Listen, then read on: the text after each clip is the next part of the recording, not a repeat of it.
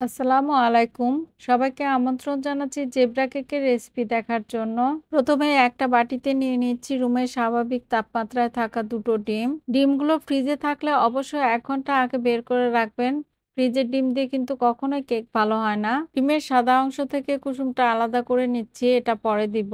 এখন একটা electric bitter দিয়ে ডিমের এই সাদা অংশটা ১ মিনিটের মতো বিট করে নিচ্ছি। ১ মিনিট বিট করার পর এর মধ্যে দিয়ে দিলাম 1/2 কাপ চিনি। আমরা রেগুলার যে চিনিটা খাই সে চিনিটাই নিয়েছি, কোনো গুঁড়ো চিনি নিইনি।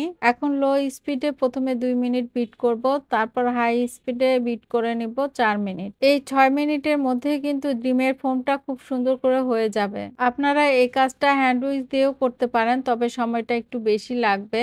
যখন দেখবেন যে বিটারের কাঁটা থেকে ডিমের ফোমটা আর পড়ে যাচ্ছে না, তখন বুঝবেন যে কেক বানানোর জন্য ডিমের ফোমটা এখন রেডি। এখন এর মধ্যে তুলে রাখা কুসুম দুটো দিয়ে দিলাম। দিচ্ছি তেল ২ টেবিল চামচ, লিকুইড দুধ 1/2 টেবিল চামচ, ভিনেগার 1/4 চা চামচ। এখন ১০ সেকেন্ডের মতো বিট করে নিচ্ছি।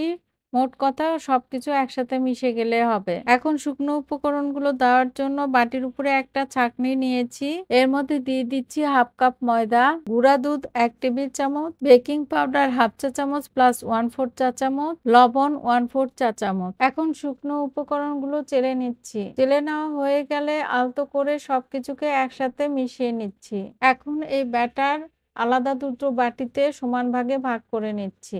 এখন একটা বাটির মিশ্রণের মধ্যে দিয়ে দিচ্ছি 1/4 চা চামচ ব্যানানা এসেন্স। আমি ব্যানানা এসেন্স দিয়েছি, আপনারা যে কোনো এসেন্স দিতে পারেন। এটা সাইডে রেখে আরেকটা বাটিতে দিয়ে দিচ্ছি ১ টেবিল চামচ কোকো পাউডার, 1/4 চা চামচ চকলেট এসেন্স। আমি এই সসপ্যানে কেক বেক করব, এজন্য সামান্য তেল দিয়ে পুরো সসপ্যান মাখিয়ে নিচ্ছি। এখন নিচে একটা কাগজ বিছিয়ে এর উপরও তেল মাখিয়ে নিচ্ছি। দুটো বাটিতে কিন্তু আলাদা আলাদা চামচ ব্যবহার করতে হবে। একটার চামচ দিয়ে আরেকটা কিন্তু তুলতে যাবেন না। এবার সসপ্যানের ঠিক মাঝ বরাবর সাদা মিশ্রণটা দিয়ে দিলাম। সাদা মিশ্রণের উপরে চকলেট মিশ্রণটা দিয়ে দিলাম। আপনাকে কিছুই করতে হবে না, শুধু একটার পর একটা লেয়ারিং করে দিয়ে দিতে হবে।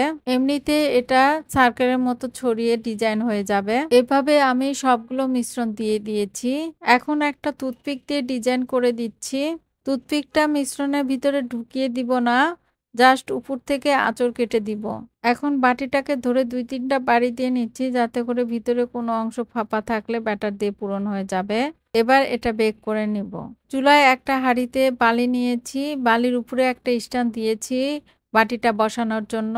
হাঁড়িটাকে ঢেকে লো আঁচে ৫ মিনিট গরম করে নিয়েছি। এখন খুব সাবধানে কেকের বাটিটা এর মধ্যে বসিয়ে দিলাম। এখন ঢেকে দিব, অপেক্ষা করব ৩০ থেকে ৩৫ মিনিট। যারা ওভেনে বেক করতে চান তারা ১৮০ ডিগ্রি সেলসিয়াস তাপমাত্রায় ওভেনটা প্রথমে ৫ মিনিটের জন্য প্রিহিট করে নেবেন। তারপর ওই একই তাপমাত্রায় বেক করে নেবেন ৩০ থেকে ৩৫ মিনিট। ৩৫ মিনিট পর আসলাম, একটা টুথপিক দিয়ে চেক করে নিচ্ছি টুথপিকটা ক্লিন বের হয়েছে, তার মানে কেকটা খুব ভালোভাবে হয়ে গিয়েছে। এখন এটা চুলা থেকে নামিয়ে রুমের স্বাভাবিক তাপমাত্রায় ঠান্ডা করে নিব, তারপর আপনাদের কেটে দেখাবো। কেকটা ভালোভাবে ঠান্ডা হয়ে গিয়েছে, আমি চাকু দিয়ে চারপাশে ছাড়িয়ে নিয়ে উপর করে ঢেলে নিচ্ছি। নিচে যে কাগজটা দিয়েছিলাম সেটা সরিয়ে নিচ্ছি। এবার কেটে দেখিয়ে দিচ্ছি ভিতরটা কেমন হয়েছে। কেকটা দেখতে যেমন সুন্দর আর সফট হয়েছে, খেতেও কিন্তু অনেক মজার। সবাই ভালো থাকবেন। আজ এই পর্যন্তই। আল্লাহ হাফেজ।